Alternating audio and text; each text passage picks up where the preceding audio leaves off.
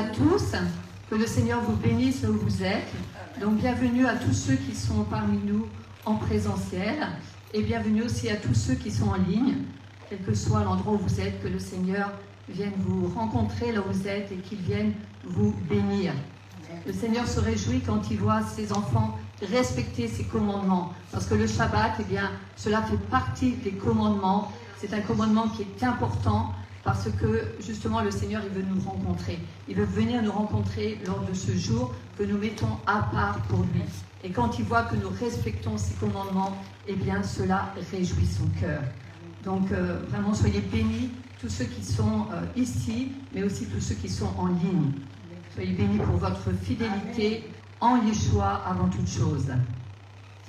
Donc je vais prier pour remettre ce temps entre les mains du Seigneur. Seigneur, je te loue, je te bénis. Je te dis merci, Seigneur, parce que tu nous donnes cette grâce de pouvoir nous réunir dans ta maison ce matin. Merci, Seigneur, pour ton amour. Merci, Seigneur, pour ta fidélité. Merci, Seigneur, pour tout ce que tu vas faire encore aujourd'hui, en nous, à travers nous, pour nous, Seigneur, parce que tu es un Dieu d'amour. Et le désir de ton cœur, c'est de bénir tes enfants. Merci Seigneur, je remets Seigneur ce Shabbat entre tes mains. Merci de prendre le contrôle de toutes choses. Seigneur, nous ne sommes rien et nous ne pouvons rien faire sans toi. Mais avec toi, nous pouvons faire de grandes choses. Alors je remets ce temps entre tes mains, Seigneur, qu'il soit le tien et qu'il soit béni. Dans le nom de Yeshua, j'ai prié. Amen. Amen. Alors, donc, cette semaine, nous sommes dans la paracha «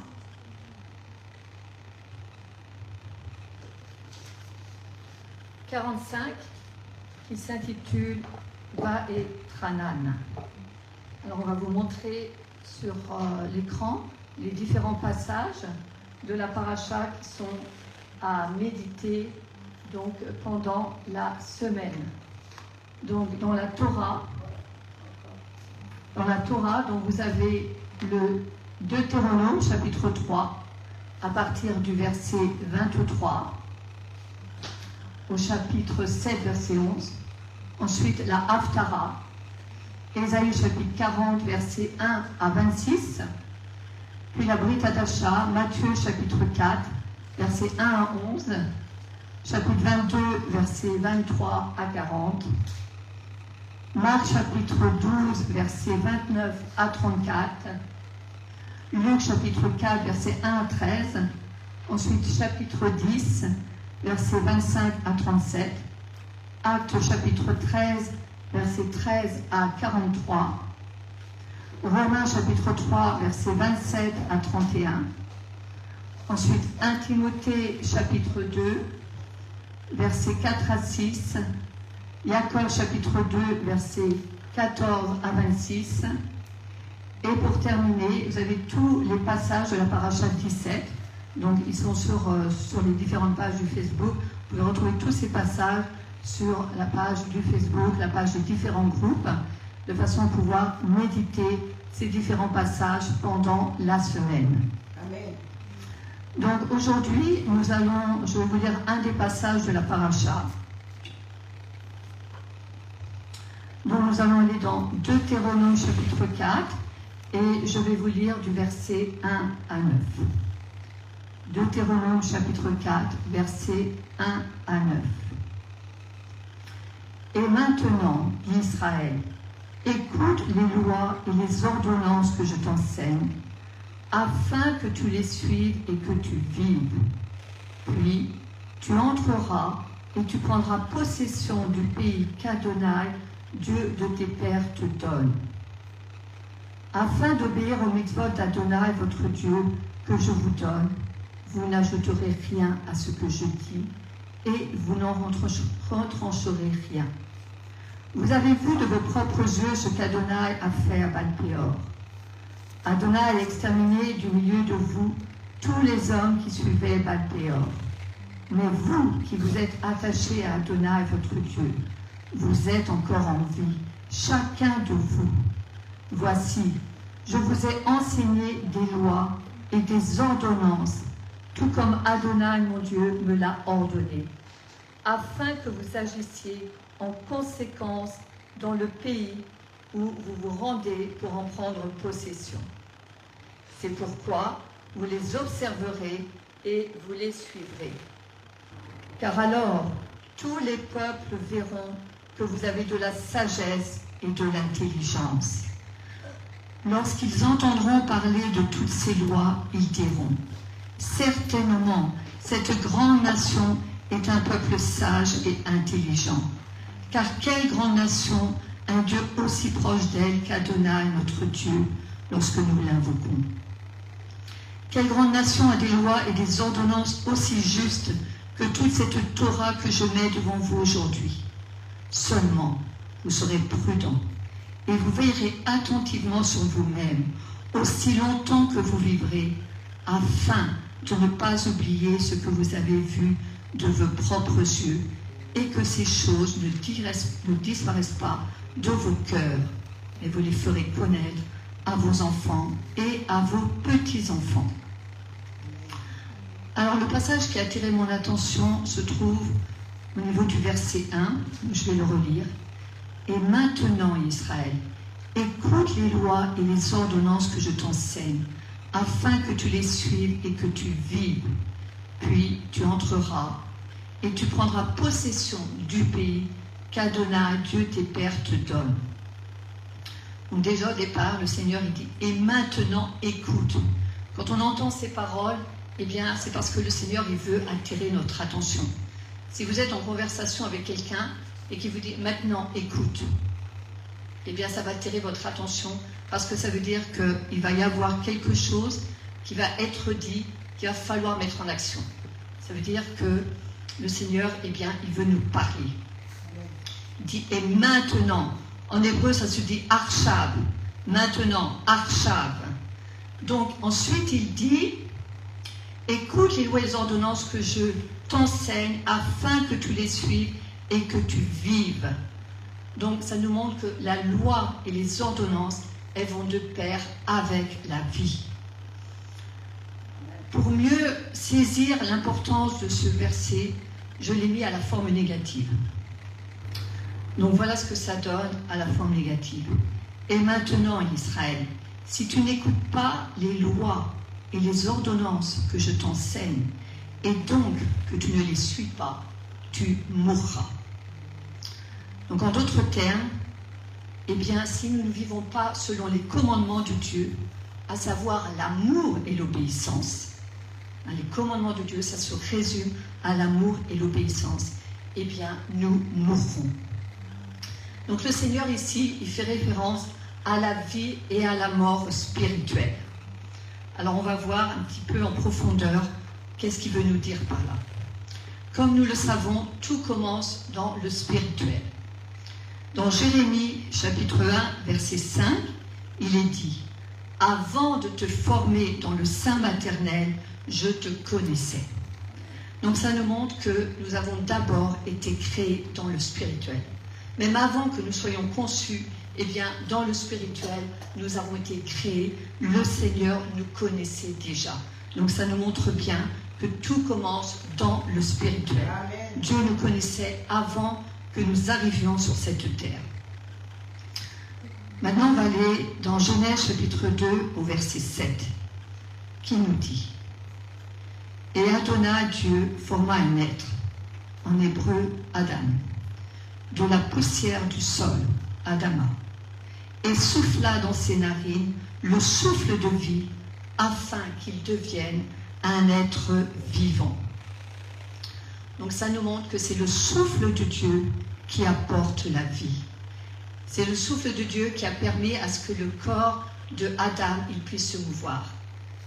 Parce qu'on comprend que le corps d'Adam, il a été fait justement de poussière, il a été fait de terre. Il avait la forme physique que nous avons, mais ce corps, en fait, c'est un peu comme une statue. C'est-à-dire qu'il ne pouvait pas se mouvoir, il ne pouvait rien faire. Et la parole nous dit que Dieu, eh bien, il souffla dans ses narines, et c'est à partir de là, justement, que Adam, eh bien, que la vie est arrivée. Mais tant que Dieu n'avait pas soufflé dans ses narines, eh bien, ce corps, il ne pouvait pas se mouvoir. Ce corps, en fait, il était mort, en fait. Donc, ça nous montre bien que tout commence dans le spirituel. Et il lui a ensuite parlé en lui donnant les instructions à suivre, à savoir ne pas manger du fruit de l'arbre défendu, parce que s'il le faisait, eh bien, il mourrait. Donc, ça nous montre combien il est important de respecter les commandements de Dieu afin de ne pas mourir spirituellement. Lorsque nous mourons spirituellement, eh bien, nous perdons ce qui est le plus précieux. Et ce qui est le plus précieux, eh bien, c'est justement la véritable vie. Et la véritable vie, eh bien, elle se vit à travers la parole de Dieu. Si nous n'avons pas la parole de Dieu, eh bien, nous n'avons pas la vie. Et donc, c'est à travers cette parole que nous sommes connectés à Dieu. Nous sommes connectés à Dieu le Père. Et en étant connectés à Dieu le Père, eh bien, nous entrons dans notre premier objectif. Le premier objectif pour lequel nous avons été créés, c'est d'avoir une relation avec Dieu le Père. C'est d'avoir cette relation qui nous conduit à l'adorer. Et à partir de là, eh bien, les bénédictions vont en découler. La deuxième partie du verset, dans Deutéronome 4, nous dit « Puis tu entreras et tu prendras possession du pays qu'Adonai, Dieu de tes pères, te donne. » Donc là, il y a un autre mot-clé qui est le mot « puis ». Donc ça veut dire que d'abord, on respecte les commandements. Donc on a une vie justement d'obéissance et d'amour. Et ensuite, eh bien, à partir de là, les bénédictions en découleront. Puisque là, on nous dit « Tu prendras possession du pays qu'Adonai, Dieu de tes pères, te donne. » Donc ça veut dire que ce que le Seigneur cherche avant tout, c'est que nous ayons une vie d'obéissance et d'amour. Alors pourquoi? Eh bien, tout simplement parce que une vie d'obéissance et d'amour, c'est ce qui va découler de la relation que nous avons avec Dieu le Père. Quand nous avons une relation avec quelqu'un, une relation intime, que ce soit une relation conjugale, amicale, familiale, peu importe, à partir du moment où c'est une relation d'intimité, eh bien, si par exemple votre meilleur ami, il est dans les problèmes, il ne va pas avoir besoin de vous demander de l'aider. Mais parce que vous l'aimez, parce qu'il vous aime, parce qu'il y a une relation d'amour entre ces deux personnes, eh bien votre ami, qu'est-ce qu'il va faire? Il va vous aider. Parce qu'il y a une relation d'amour. Eh bien c'est la même chose avec Dieu. Quand nous avons une relation d'amour, d'obéissance avec Dieu, lorsque nous respectons ses commandements, eh bien Dieu qui est un Dieu d'amour, eh bien forcément, lui qui connaît nos besoins, lui qui connaît toutes choses, eh bien il va répondre à nos besoins. Ça veut dire que venir avec nos propres requêtes, on peut le faire, hein, c'est aussi dit dans la parole, mais ce n'est pas ce qui est le plus important. Le plus important, c'est avant tout de respecter les commandes de Dieu. C'est vraiment d'avoir cette vie d'amour et d'obéissance. Parce que Dieu, il est un Dieu de relation. Et quand nous avons cette relation avec Dieu le Père, eh bien, forcément, plus nous nous rapprochons de Dieu le Père, plus nous allons l'aimer. Et plus nous aimons une personne, eh bien, plus nous avons à cœur de lui plaire. Plus nous avons à cœur de lui offrir un parfum de bonne odeur. Donc ça nous montre que la première chose, c'est l'amour. Parce que l'amour, eh bien, elle entraîne l'obéissance. Et donc, la petite conclusion que je vais apporter pour ce commentaire se trouve toujours dans Deutéronome, chapitre 4, versets 39 à 40. Deutéronome chapitre 4, versets 39 à 40, qui nous dit « Sachez aujourd'hui et établissez dans vos cœurs qu'Adonai est Dieu, en haut dans les cieux et en bas sur la terre. Il n'y en a pas d'autre. C'est pourquoi vous garderez les lois et les mitzvot que je vous donne aujourd'hui, afin que tout aille bien pour vous et pour vos enfants après vous, et afin que vous prolongiez vos jours dans le pays qu'Adonai, votre Dieu, vous donne pour toujours. » Amen. Amen. Donc respectons les commandements de Dieu et le Seigneur va nous bénir. Amen. Alléluia. Je suis contente de vous revoir tous. Alléluia. Bonjour frère Anissé. Bonjour Lionel, bonjour Floriane, bonjour Aurélie. Alléluia. Amen. Que Dieu vous bénisse. Nous avons une paracha spéciale, comme toutes les semaines. C'est toujours spécial, n'est-ce pas? Il y a toujours plein d'encouragements et plein de bénédictions, ce que Yeshua peut nous dire dans sa Torah. Amen. Donc nous allons parler un peu de Moïse ce matin, de Moshe. Est-ce que vous êtes d'accord? Parce qu'il y a beaucoup de controverses. Moïse a péché, Moïse n'a pas péché. On va voir un petit peu. Vous savez, quand Dieu fait quelque chose, il y a toujours des raisons. Dis à ton voisin, il y a toujours des raisons. Il y a toujours une raison, parce que quand l'Éternel fait des choses, il y a toujours une raison. Il ne punit jamais les gens comme cela. Il veut toujours rattraper, il nous aime tellement. Et il nous dit qu'il veut toujours nous mettre dans le droit chemin. Amen. Donc la paracha commence, la paracha va être Hanan, commence par la demande de Moïse qui implore Dieu. Il va supplier Dieu, il va implorer Dieu pour passer de l'autre côté du Jourdain, c'est-à-dire la terre promise. Amen. Et il dit que je veux que tu me laisses entrer, Seigneur, dans le pays de la promesse. Mais Adonai va refuser. Et même à la fin, il va lui dire, c'est assez, ne me parle plus de ça. Puisque Moshe va insister, comme on dit lourdement. Et il va être en train d'implorer le Seigneur. Donc, ce n'est pas qu'il n'est pas d'accord avec Adonai, parce qu'il a fait quelque chose qui n'était pas à faire. Il a frappé le rocher au lieu de parler au rocher. Et Dieu ne pouvait pas laisser une nation entrer dans la colère. C'est pour cela qu'il a dit à Moshe, tu ne rentreras pas, tu vas regarder la terre promise, mais tu ne rentreras pas dans la terre promise. Donc, ce n'est pas parce qu'il n'était pas d'accord, vous m'entendez bien là, mais c'est qu'il a demandé une grâce. Il a demandé une grâce. Une grâce, c'est immérité, n'est-ce pas? Une grâce, c'est, Seigneur, c'est vrai, j'ai fait quelque chose de mal, c'est vrai, mais je trouve qu'il n'est pas assez fort. Oui, voilà. Et c'est une grâce que Moshe va demander à Dieu. Il va dire, je ne le mérite pas, mais je te demande cette grâce de pouvoir passer de l'autre côté du Jourdain. Alors, on va dire, mais Dieu, lui, il est la rigueur, quoi, il ne fait pas grâce. Pourtant, quand Yeshua est venu, il nous a fait la grâce. Adonai nous a fait la grâce de recevoir son fils Yeshua comme notre Seigneur et Sauveur. Donc, Dieu lui refuse d'entrer dans le pays de la promesse. Mais l'Éternel avait d'autres raisons. Amen. Il n'avait pas que cette raison parce que Moshe avait péché, puisque Moshe les avait conduits tout au long de ce pèlerinage. Il a été un grand prophète à côté de son peuple. Il les a conduits, il a fait des choses merveilleuses. Et une seule fois, il a manqué, on dit c'est foutu. Non, ce n'était pas ça en fait. Il y avait plusieurs raisons.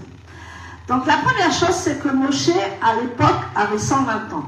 J'espère que tu vas aller jusqu'à 120 ans. Alléluia. J'espère que tu vas vivre longtemps et en bonne santé, vigoureux.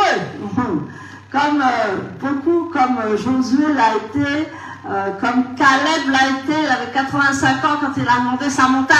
Amen. Donc à 85 ans, j'espère vous revoir. Alléluia. Je ne suis pas arrivé là. Amen. Que Dieu vous bénisse. Donc, sa mission était de conduire et d'instruire le peuple de Dieu. Et là, c'était terminé. Donc voilà pourquoi aussi, sa mission était finie. Donc il fallait que Adonai le reprenne. Amen. C'est pas simplement parce qu'il a péché, c'était terminé. Et c'était quelqu'un qui avait conduit tout le peuple. Maintenant, il avait d'autres objectifs. Dis à ton voisin, Dieu avait d'autres objectifs pour son peuple. Alléluia. Il se sert d'une personne et ensuite il passe à une autre. Est-ce que tu peux accepter ça? Oh, c'est dur, hein? Alléluia. C'est très dur. Quand Dieu t'utilise pendant longtemps, il dit maintenant tu vas passer le relais à quelqu'un. Tu dis, non, ça y est, c'est fini pour moi. Soit tu vas être zélé comme Moshe et tu vas aller jusqu'au bout de ta mission, soit tu vas être un peu aigri. Mais nous voyons que Moshe, il a dit, le Seigneur a dit, fortifie et affermis Yeshua, c'est Josué, pour qu'il qu'il vraiment, il aille dans ma voie et qu'il passe le Jourdain. Donc il a donné encore cette mission à Moshe de fortifier Yahushua, Josué, pour qu'il passe le Jourdain. Parce que sans l'affermissement, sans la foi, c'était difficile pour Josué de passer ce Jourdain. Amen. Donc, nous voyons que sa mission était terminée et c'est pour cela que Dieu voulait avoir un autre objectif. Dieu a des objectifs avec les hommes. Mais nous allons voir que, nous allons dire, ah ben le Seigneur se sert des gens puis après il les jette. Non, pas du tout. Nous allons voir que dans l'alliance renouvelée, nous allons voir que Moïse et Élie vont apparaître à Yeshua. Alléluia. Donc on va lire Marc 9, verset 4. Marc 9, verset 4. Nous allons dans l'alliance renouvelée.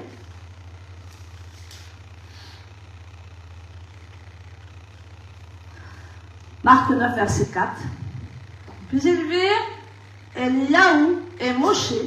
Eliaou, c'est Élie, et Moshe qui s'entretenaient avec Yeshua. Nous voyons que ces deux-là, quand nous voyons que Moshe est reparti au ciel, il y a eu une grande bénédiction au ciel. C'est vrai, nous voyons la bénédiction sur la terre. Mais ensuite, il y a eu une grande bénédiction pour Moshe dans le ciel. Et il est venu parler, il s'est entretenu, la Bible dit, avec Yeshua. Donc, c'était sur la montagne de la transfiguration. Nous voyons que Dieu était toujours avec Moshe. Ce n'est pas parce qu'il avait péché, ce n'est pas parce qu'il était trop vieux, non. Dieu avait décrété qu'il allait remonter et qu'il allait aller au ciel pour faire encore une autre mission. Dieu, c'est pour te dire ce matin que Dieu ne finira jamais avec toi. Amen. Dieu ne va jamais finir avec toi. Quand il y aura une mission qui sera terminée, il va t'employer pour autre chose. Peut-être pas la même mission, mais c'est encore une autre mission que Adonai va te donner. Donc, tu ne quitteras pas Yeshua, tu ne quitteras pas Adonai, et tu feras toujours sa volonté. Amen. Amen. Donc, nous voyons que plus loin, même Dieu va faire l'éloge de Moshe. Amen. Allons dans Hébreux 3, 5. Hébreux 3, verset 5. Et là, il va dire quelque chose de spécial qui va honorer Moshe. Vous voyez? Donc, on dit que Moshe avait péché, que Moshe n'était pas entré dans la terre promise, mais quand Moshe va aller aux cieux, il y a des grandes bénédictions qui vont arriver pour lui. Alléluia. Hébreux 3, 5. Et ça, c'est Dieu qui parle. Et il dit, Moshe, quant à lui, fut fidèle dans toute la maison de Dieu, en tant que serviteur chargé de témoigner des choses que Dieu divulguerait plus tard. Mais le Messie, en tant que fils, fut fidèle sur la maison de Dieu. Et nous sommes sa maison, pourvu que nous gardions ferme la confiance et le courage résultant de notre espérance. Alléluia. Donc il va d'abord parler de Moshe et ensuite il va parler de Yeshua, qui vont être des exemples. Donc nous voyons que Dieu va faire l'éloge de Moshe et il a dit qu'il a accompli toute sa mission. Amen. Donc ça l'accrédite, ça lui fait du bien dans la nouvelle alliance, parce qu'on dit toujours que Moshe a péché, c'est fini. Non, il était encore dans la nouvelle alliance. Il était encore avec Élie en train de parler à Yeshua. Donc nous voyons que Yeshua était là depuis le départ, n'est-ce pas? Nous avons parlé la dernière fois. Yeshua était là depuis le départ de la terre, et il était même avant la terre. Mais il est venu parmi nous, parmi les siens, pour nous racheter un grand prix. Donc, là, ça va donner encore plus d'accrédit à Pierre, Paul et Jacques. Amen. Pourquoi? Parce que Pierre, Paul et Jacques ont été éduqués selon la tradition. Mais quand ils voient Yeshua, ils vont dire, ah, ça a du poids. Ça va conforter, en fait, que le Messie, c'est bien Yeshua. Ça va conforter que ce Yeshua dont on parlait, c'est bien lui le Messie. Parce qu'il a, Pierre, Jacques et Jean vont le voir en train de Moshe et Élie parler à Yeshua. Ça, c'était une forte preuve pour que Pierre, Jacques et Jean soient touchés. Alléluia. Soient vivifiés, soient affermis dans cette parole que Yeshua est le Messie. Alléluia. Alors lisons Luc 9, versets 30 à 35.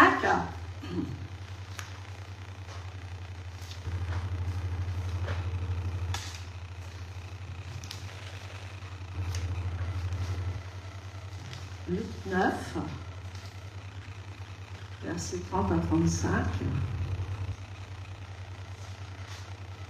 Soudain, il y eut là 2 hommes qui s'entretenaient avec lui, Moshe et Élie. Ils apparaissaient dans une splendeur glorieuse et parlaient de son départ qu'il allait bientôt accomplir à Jérusalem. Amen. Donc nous voyons cette puissance, ces deux-là, Élie et Moshe, qui parlaient à Yeshua. Vous voyez que Moshe déjà connaissait Yeshua même avant qu'il ne vienne sur la terre. Alléluia. Une autre façon que vraiment le Seigneur n'a pas arrêté mais a mis fin à cette mission avec Moshe, c'est qu'il voulait aller, c'était le temps de la conquête. Amen. C'était vraiment un temps de conquête. Et là, de qui il va se servir? De Yeshua, de Josué. Alléluia. Il va se servir de lui pour rentrer dans le pays de la terre promise et de prendre par force. Alléluia.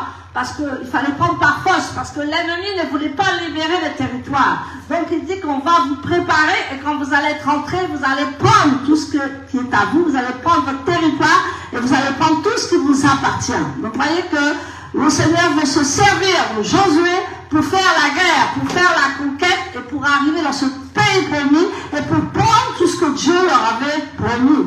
Amen. Donc il voulait placer à la tête Josué. C'est-à-dire Yeshua. Il voulait placer la tête pour qu'il dirige les armées et pour qu'il conquiert vraiment ce territoire. Amen. Voilà un petit peu pourquoi Moshe s'est mis sur le côté pour que Josué prenne la place. Tu sais, il y a... Le micro, ça ne va pas. Là, il faut que Dieu mette des stratégies. Quand tu vas aller à la conquête avec le Seigneur, Dieu va te donner des stratégies pour ta terre promise. Amen. Dieu va te montrer comment il faut faire pour aller dans ta terre promise. Dieu va te donner des instructions pour que tu arrives là où tu dois aller. Si tu as des objectifs, si tu as des rêves, si tu veux faire la conquête de quelque chose, Dieu va te mettre à l'esprit les stratégies, les plans, les choses pour que tu arrives à destination. Amen. Et donc c'est là, en fait, c'est là où Josué va dire, oui, je suis présent, je veux entrer dans cette terre promise. Amen. Est-ce que je peux avoir un amen? Amen. Mais la conquête du pays va durer pendant 7 années. Vous voyez qu'il fallait les lois, les commandements et les ordonnances. Amen. Moshe a donné les 10 commandements. Et ensuite, il a dit, vous suivrez, au début de la paracha, nous avons vu, vous suivrez mes lois, mes ordonnances et mes commandements pour que vous viviez. Alléluia.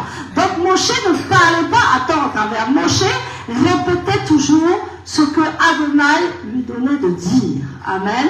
Et quand il a libéré Josué, il a fait ça de tout son cœur. Il lui a imposé les mains, il a décrété, il a prophétisé sur sa vie. Mais il a prophétisé ce qu'Adonai avait dit pour Josué. Alléluia. Il n'a pas inventé. Il a écouté l'Éternel pour savoir qu'est-ce qu'il devait lui transférer pour que Josué continue le chemin. Amen. Il y a des gens qui vont vous transférer des choses avant votre ministère. Alors, il y a des gens qui vous donneront des recommandations. Il y a des personnes qui vont être près de vous pour vous impacter afin que votre mission réussisse. Alléluia. Et c'est ce que Moshe a fait avec Josué. Il a dit, tu ne vas pas partir avec ta jeunesse comme ça, c'est vrai. Tu es fort, tu es jeune, tu es vaillant. Mais il faut quand même de la sagesse. Il a dit que quand Moïse a imposé les mains à Josué, il a dit qu'il était rempli de sagesse. Amen. Donc nous avons tous un objectif, les Moïse avec les Josué, avec cette nouvelle génération, c'est de les remplir de l'Esprit de Dieu, les remplir de sagesse, pour qu'ils écoutent Adonai, l'Éternel des armées. Amen. Donc parce que la guerre a duré pendant 7 ans pour qu'ils aient la terre promise, parce que Satan ne voulait pas libérer le territoire, il ne voulait pas lâcher prise. Amen. Et pendant 7 ans, ils ont combattu pour avoir cette terre promise, qu'on veut la reprendre maintenant. Alléluia.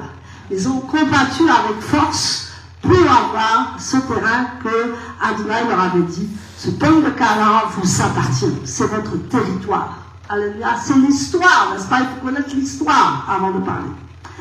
Et donc, je voulais te dire qu'il y a des combats qui durent.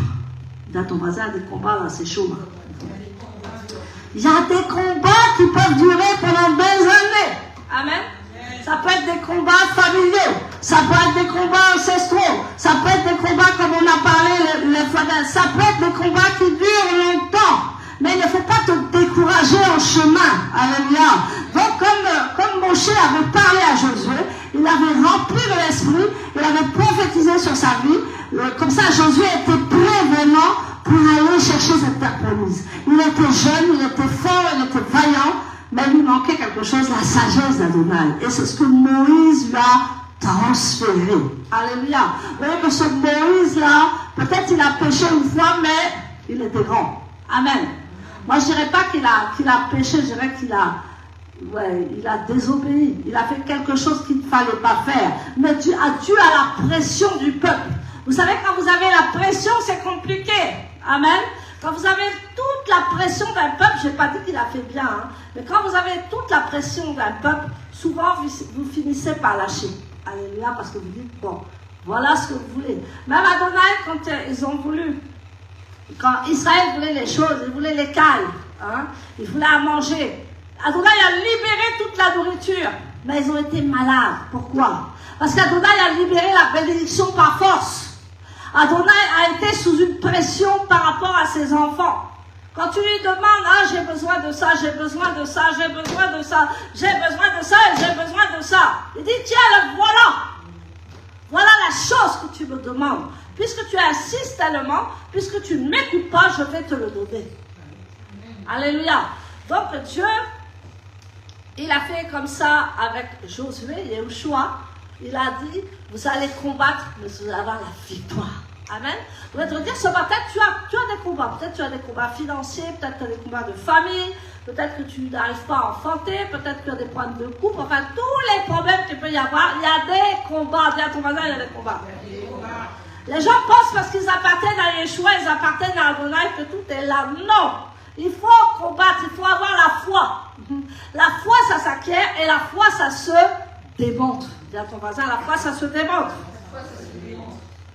Donc maintenant, les conflits d'aujourd'hui en Israël,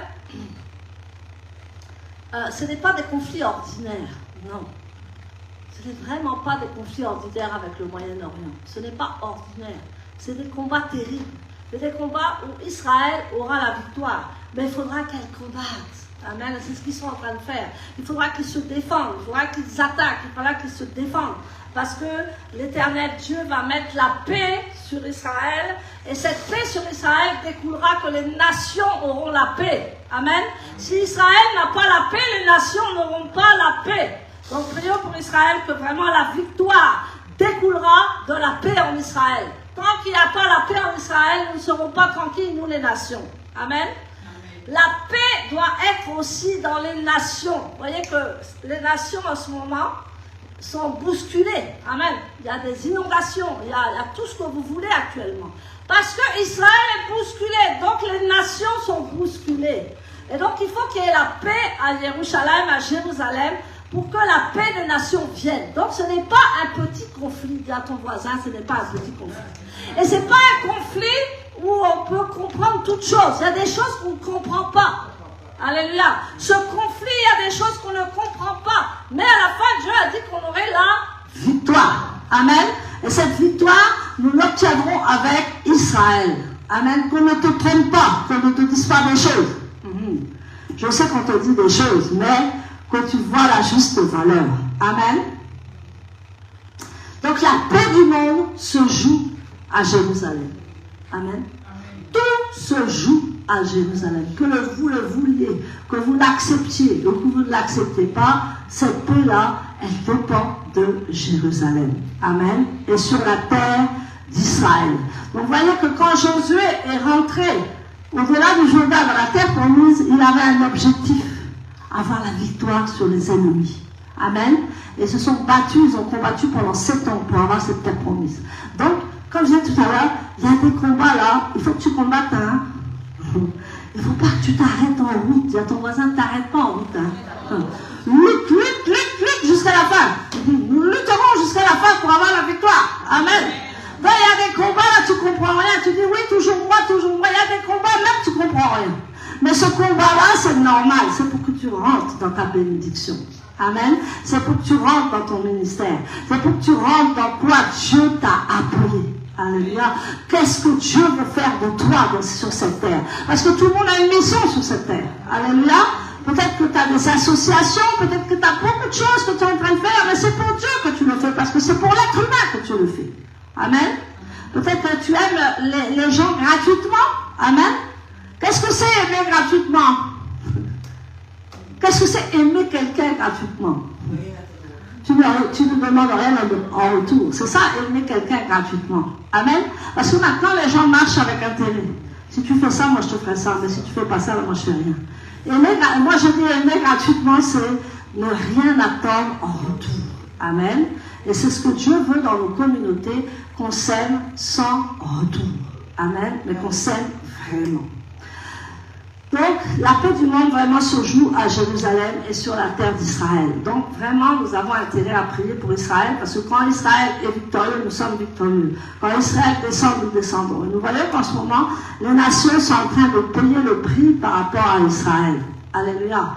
Donc, comme Josué est entré dans cette terre promise, aujourd'hui, c'est le moment de défendre cette terre promise. Alléluia.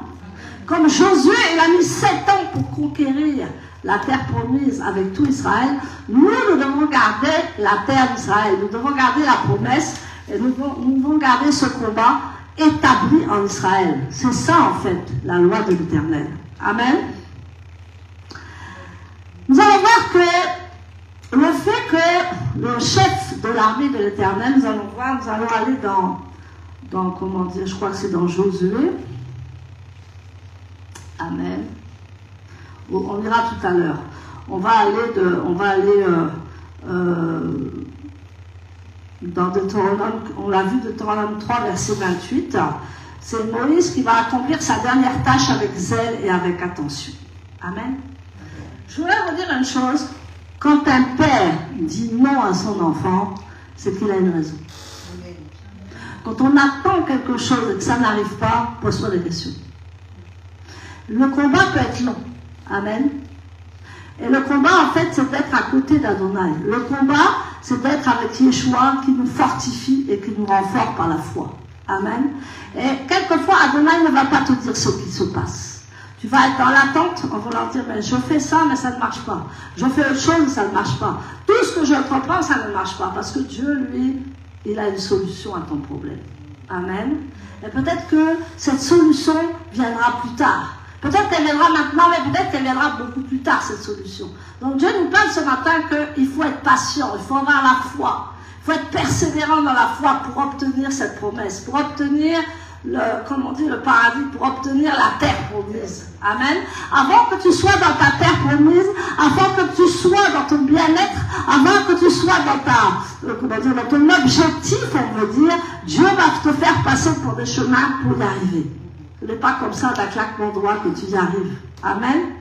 Il y a des riches, des fils à papa ou des filles à papa qui ont tout l'argent, puis de lendemain, ils n'ont plus rien.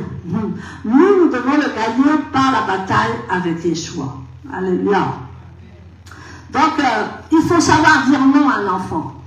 C'est le plus difficile pour un parent. Dire non à un enfant. Alléluia. Quand on est parent, dire non à un enfant, ça déchire le cœur. Mais à des moments, il faut dire non. Soit il faut le corriger, soit il faut dire non. Et quand Adonai fait ça avec nous, nous sommes ses enfants. Amen. Et tu dis, Seigneur, je veux ça. Et lui dit, non, tu ne l'auras pas. Il faut accepter. Dis à ton voisin, il faut accepter. Peut-être toi, quand tu veux quelque chose absolument, Dieu te dit, non, tu ne l'auras pas. Il va dire, comme à Moshe, il dit, non, tu n'y rentreras pas. Non, tu n'iras pas. Et non, tu ne le feras pas. C'est parce qu'il t'aime. Amen. Il veut ton bien. Souvent, nous nous posons la question de pourquoi j'y arrive pas. Pourquoi je fais quelque chose, ça traîne, et boum, après ça lâche. Pose-toi la question. Peut-être que Dieu veut te parler, il veut te dire quelque chose. Peut-être qu'il veut te dire tu ne l'auras jamais. Amen. Ou peut-être qu'il veut te dire tu l'auras plus tard. Amen. Et toi tu es en colère parce que tu veux ça. Mais Adonai te dit non, c'est pour ton bien. Parce que je t'aime, alors je te dis non. C'est ça les enfants, n'est-ce pas? Moi quand je refuse quelque chose à mon fils, des fois il n'est pas content. Il revient à la charge, je dis non. Non, c'est non. C'est pas oui. Mais quelquefois, ils manipulent. On connaît les enfants, ils sont manipulateurs. Si tu fais pas ça, maman, et ben voilà. Alléluia. Mais tu dis non, c'est non. C'est ce que Adonai a fait avec Moshe. Il a dit non. Et pourtant, Moshe, comme un enfant, il a insisté. Seigneur, fais-moi grâce. Je veux rentrer dans la terre promise. Seigneur, fais-moi grâce. Il a dit, arrête avec ça, ça suffit. Amen. Donc, qu'est-ce que Dieu fait? Il voit dans notre intérêt et il veut vraiment nous faire beaucoup de choses. Alléluia. Nous allons voir que Yeshua va marcher devant Josué. On va dire que c'est le chef de l'Éternel. Amen. Nous allons voir tout à l'heure avec le verset. C'est le chef de l'Éternel et il veut vraiment que ce passage en fait soit lu et fait. On va aller dans Josué, Yeshua, Josué 5, amen, versets 13 à 15.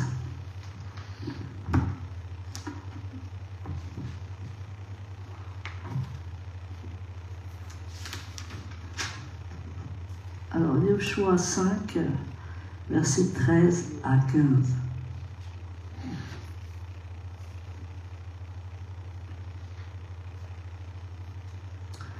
Un jour, alors que Yeshua était près de Jéricho, il leva les yeux et regarda, et là devant lui, un homme se tenait debout, son épée nue à la main. Yeshua s'approcha de lui et lui demanda, « Es-tu de notre côté ou du côté de nos ennemis ?» « Non, répondit-il, mais je suis le commandant de l'armée d'Adonai. J'arrive à l'instant. » Alléluia. Yeshua tomba face contre terre et l'adora, puis demanda, « Qu'est-ce que mon Seigneur veut dire à son serviteur ?» Le commandant de l'armée d'Adonai répondit à Yeshua, « Enlève tes sandales de tes pieds, car le lieu où tu te tiens est saint. » Et Yeshua fit ainsi. Amen. Alors il faut se poser la question, quand Yeshua est devant toi, amen, puisque là, Yeshua va accompagner Josué. Il va être devant lui. Il va dire, quand tu vas combattre, je serai devant toi. Quand tu vas prendre cette terre promise, je vais être devant toi. Alléluia. Quand tu vas vouloir convaincre quelqu'un, je vais être devant toi. Et il s'appelait le chef de l'armée de l'Éternel. Et c'était Yeshua qui était devant Josué. C'est pour ça que Josué connaissait Yeshua. Amen. Et nous allons voir que quand Yeshua est devant nous, il a son épée à la main. C'est pour ça que c'est très intéressant de se confier à lui. C'est très intéressant de dire, Seigneur, toi tu vas à l'avant, moi je te suis. Ne jamais dépasser Yeshua. Toujours être derrière lui et disant, je te suis. Parce que Yeshua, c'est le commandant de l'armée de l'Éternel. Et personne ne peut se mettre devant lui. Personne ne peut le combattre parce qu'il a l'épée à la main. Et il combat pour nous les nations. Il combat toutes ces choses parce qu'il dit, je suis avec toi jusqu'à la fin du monde. Amen. Il est là pour son église, il est là pour ses croyants, il est là pour ses enfants. Il nous dit, je suis avec vous jusqu'à la fin du monde. Mais est-ce que vous me suivez? Est-ce que vous me suivez? Donc, c'est riche d'enseignements dans le combat spirituel. Très riche dans le combat spirituel. Parce que le combat spirituel, c'est pas toi qui vas le faire, c'est Yeshua. Amen. Tu n'as simplement qu'à le suivre et à lui obéir. Et tu verras sa gloire. Et tu rentreras dans ce qu'il veut. Mais souvent, nous, on veut le dépasser. Nous, on va là à droite, on va là à gauche. Comme Bilam avec son ânesse. Alléluia. Il voulait à gauche, il voulait à droite, il voulait à l'envers. Il ne suivait pas les ordres de l'Éternel. Et c'est pour cela, en fait, qu'il a eu des problèmes. Nous avons des problèmes quand nous ne laissons pas le chef de l'armée de l'Éternel devant. Et si nous ne le suivons pas, nous ne suivons pas, nous ne l'obéissons pas. Et là, nous voyons qu'il a vraiment, il a été dans le combat spirituel avec Josué. Et c'est pour ça, il a été dans le combat spirituel. Mais combien ce combat spirituel a duré? Pendant 7 ans. On pourrait se dire, mais attends, Yeshua, tu m'as abandonné en route, hein? Maman, moi, ça fait 10 ans que je combats, là, mon mari ou ma femme, elle ne veut pas donner sa vie à Yeshua. Mais non, écoute, c'est pénible, hein? Tu es parti où? Pourtant, il est là dans les combats. Il est là devant toi. Amen? Peut-être que toi, tu vas acquérir une grande maison pour faire des plans pour l'Éternel, et tu ne l'as toujours pas, tu n'as rien. Et je te dis, je suis devant toi, avance, et tu l'obtiendras. Ça nous donne un riche enseignement que Yeshua combat toujours pour nous. Il est toujours avec nous, jusqu'à la fin du monde. Mais il faut l'écouter, le suivre, et suivre ses directions, et suivre ses objectifs. Amen.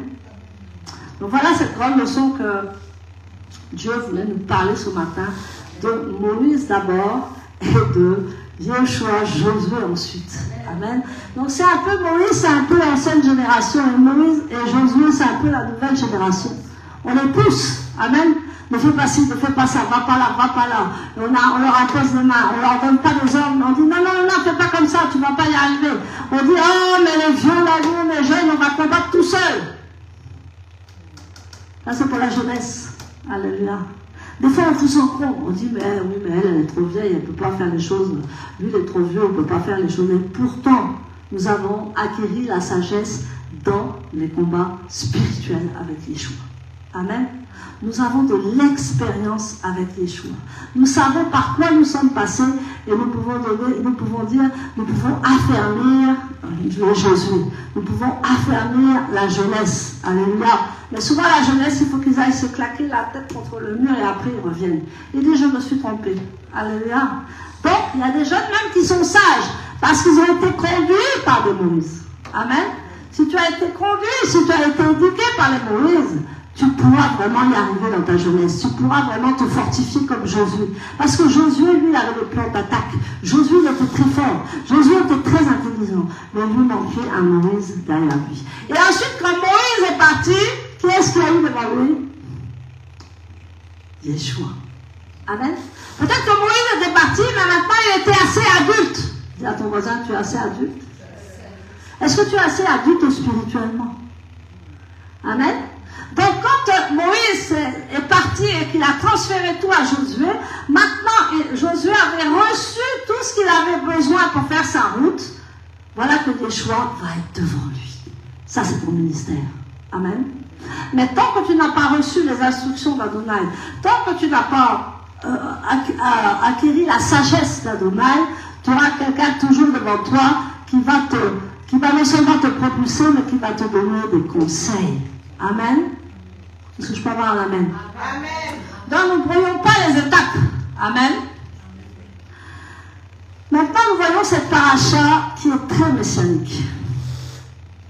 Parce que Moïse arrive à la fin de son temps. Et maintenant c'est Josué. Alors, le messianique comment? Dieu va nous parler de Pierre, de Jean, des apôtres. Eux, ils étaient messianiques. C'était un petit troupeau, n'est-ce pas? C'était un petit troupeau qui était avec Yeshua. Et après Yeshua, lui, il a fait son travail. Il est remonté au ciel à la droite du Père. Et le Père a envoyé le Consolateur, le Saint-Esprit. Amen. Mais eux n'ont jamais abandonné la Torah. Eux n'ont jamais abandonné la foi en Yeshua. Alors, il y a en Deutéronome 4, verset 2, il nous dit, maintenant écoutez ce que j'ai à dire. N'ajoutez rien à ce que je vous prescris et n'en retranchez rien de ces lois de manière à observer le commandement tel que je vous l'enseigne et transmettez-les à vos enfants et vos petits-enfants. Amen. Dieu a dit de ne pas ajouter, de ne pas retrancher. Alors maintenant, comment nous sommes arrivés là, à cette extrémité? Nous allons voir que le temps de la rigueur est presque fini, c'est-à-dire que Moïse est passé. Le temps de la grâce est arrivé. Amen. Les Moïse, c'est le temps de la rigueur, les Josué, c'est le temps de la grâce. Amen. Et Dieu voudrait nous faire comprendre quelque chose.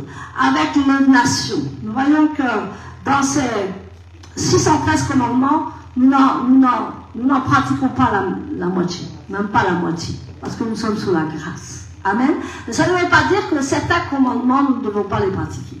Comme le Shabbat, nous devons le pratiquer. Pourquoi? Parce que quand nous sommes dans la fin des temps, la Bible dit que nous allons être les Juifs avec les non-Juifs. Et il faut leur montrer l'exemple. Eux qui ont eu un Messie qui était juif, eux qui ont eu un Messie qui connaissait la Torah, on ne peut pas leur dire « Ah, la loi c'est fini » dans les églises. Nous, la loi c'est fini, on n'est que sous la grâce. Amen. Alors, qu'est-ce qui s'est passé? Les deux dans l'histoire sont restés droits. Les deux dans l'histoire n'ont pas voulu accepter l'autre. Nous voyons le judaïsme, c'est très difficile pour quelqu'un qui n'est pas juif d'aller dans la synagogue. C'est très compliqué parce qu'ils sont sous leur loi. Et nous, si nous voulons rentrer dans le judaïsme, c'est très compliqué. Maintenant, il y a l'église. Amen.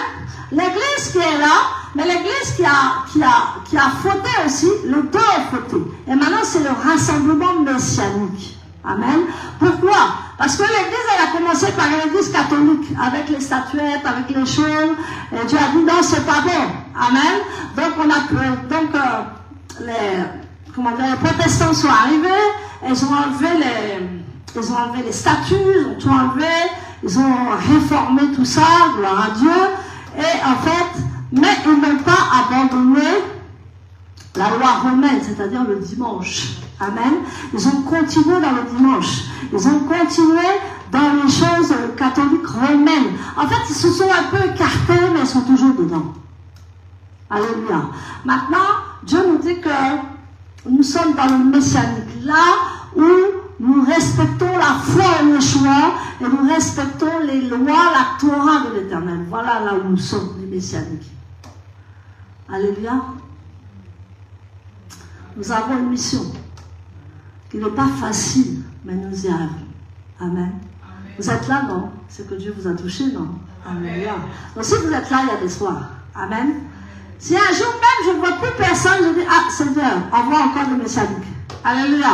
Parce qu'en fait, le petit troupeau, amen. Oui. Quand on dit le petit troupeau, Dieu a dit, il reste un reste. Eh bien le reste, là, c'est le messianique. Amen. Qui croit à la Torah, qui croit à la loi, mais qui est adouci par rapport à Yeshua. Amen. C'est-à-dire que nous ne faisons pas tout ce que les Juifs de la rigueur font, mais nous acceptons la Torah, nous lisons la Torah, et nous respectons les 10 commandements, nous respectons les commandements de l'Éternel, et en plus, nous avons la foi en Yeshua. Amen. Est-ce que c'est pas bien? Amen. En fait, nous sommes complets. Ton voisin, tu es complet. Hein? Tu es complet, tu es complète. Alléluia. Donc, nous voyons que nous avons juste à garder la moralité, la justice, l'amour et la bonne conscience. Amen. Ça, c'est la Torah. L'amour, la moralité, la justice, la bonne conscience. Ça, c'est la Torah. Mais ce n'est pas la Torah dans toute sa rigueur. C'est la Torah avec la grâce. Amen. Donc, le temps de Yeshua, ça a été le temps des nations. Juifs et nations devraient être ensemble. Et comme je vous ai dit, chacun a suivi son chemin et on ne veut pas se mélanger. Mais l'heure est à la gloire. Dieu dit, la gloire de la dernière maison sera plus grande que la première. C'est ça, parce que les Juifs et les non-Juifs vont se rassembler dans un même esprit en croyant à la Torah et en croyant à Yeshua. Vous savez, dans le pays le plus dangereux, dans le pays où on dit que c'est le plus religieux, alléluia, je suis allée dans une église messianique. Amen. Et dans cette église messianique, il y avait les juifs et les non-juifs. Amen. C'est pour ça que quelquefois je vous donne des conseils sur la louange, sur toutes choses, parce qu'ils étaient là ensemble et ils adoraient Dieu ensemble. Et il n'y a même pas un problème. Pourquoi? Parce qu'il y a les mêmes lois, c'est la Torah. Amen. Et le même Messie, c'est Yeshua. Maintenant, le but, les messianiques sont entre la loi et les chrétiens. Donc la loi, souvent les juifs ne veulent pas, les chrétiens ne veulent pas. Nous, on est au milieu. Qu'est-ce que tu choisis? Tu restes au milieu ou tu vas là ou l'autre? Tu restes au milieu. Tu rassembles les deux. Amen. C'est ça le messianique. Et en fait, Yeshua avec ses disciples, c'était le messianique. Quand Pierre lui a dit, va vers ta communauté et enseigne la Torah et qu'ils aient la foi en Yeshua. Amen. Nous devons revenir aux anciens sentiers. Mais nous devons faire comprendre par l'aide du Saint-Esprit. Parce que sans le Saint-Esprit, tu ne pourras rien faire. Amen. C'est en priant Dieu à ce que les juifs et les non-juifs arrivent dans cette Kéila. Il y a du travail. Il y a du travail dans le comportement. Comme j'ai dit tout à l'heure, on ne peut pas mettre que des chants chrétiens, sinon on restera avant chrétien. Alléluia. Il faut faire beaucoup d'efforts pour que tout le monde soit à l'aise et que tout le monde reconnaisse le Messie. Amen.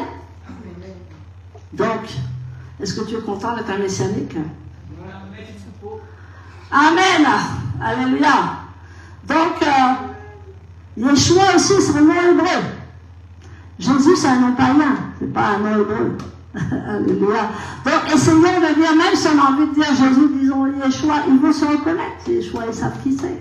Yeshua, ils savent qui c'est. Alléluia. Appliquons, je n'ai pas dit de parler hébreu. Gloire à Dieu, ceux qui sont en train d'apprendre l'hébreu. Moi, je suis contente. Mais je veux dire, ce n'est pas obligatoirement que tu parles en hébreu, mais que au moins, tu aies quelques mots d'hébreu pour leur parler, pour qu'ils se reconnaissent. Alléluia. Qu'il y ait de la musique, qu'il y ait des chants, juifs, pour qu'ils se reconnaissent. Amen. Il y a beaucoup de juifs qui ont perdu leur judaïté. Vous savez pourquoi? Parce que les églises ont dit non, tu n'es plus sous la loi, tu es sous la grâce. Donc les juifs ont abandonné la loi. Mais ce n'est pas normal, un juif ne peut pas abandonner la loi. Nous sommes juifs spirituels, nous ne pouvons pas abandonner la loi. Donc s'il n'y a plus de loi, alors on va où? Voilà le système de la France, il n'y a plus de loi. Amen. Voilà l'anarchie qui se met en route. Les 10 commandements ne se sont jamais arrêtés. Pourquoi? Un chrétien doit savoir que les 10 commandements, ça existe toujours. Que c'est toujours en vigueur. Amen. Alors pourquoi on ne va pas toucher aux 10 commandements? C'est pas la loi, ça? Je vous pose une question. Les 10 commandements, c'est pas la loi? C'est la loi? Amen. C'est la loi. Pourtant, nous obéissons à la loi. Hein, tu ne voleras pas, tu ne commettras pas l'adultère. Toutes ces choses. Ça, c'est les 10 commandements. Tu aimeras ton Dieu de tout son cœur, de toute ton âme, de toute ta force. Ça, c'est les 10 commandements. Alléluia. Et pourquoi, en tant que chrétiens, nous n'avons pas abandonné les 10 commandements? Et pourquoi nous disons que nous sommes sous la grâce et non sous la loi? On se contredit, n'est-ce pas? Amen.